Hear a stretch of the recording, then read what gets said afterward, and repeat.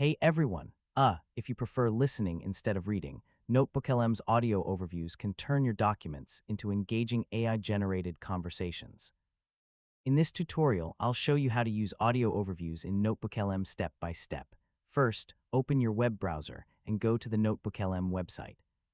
Sign in with your Google account and open a notebook that already contains your source documents.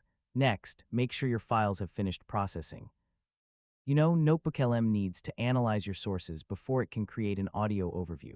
Now, locate the audio overview option in your notebook and click it. NotebookLM will begin generating a podcast-style discussion based on your uploaded documents. After that, wait a few moments while the AI creates the audio. The generation time depends on the size and complexity of your source materials. So once the audio overview is ready, press *play* to listen. The AI hosts will summarize important ideas, explain key concepts, and connect information from your documents in a natural conversation.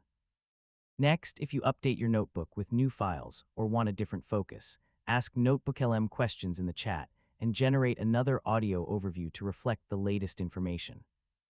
Finally, use the audio to review lessons, research papers, meeting notes, or study materials whenever it's more convenient to listen than read.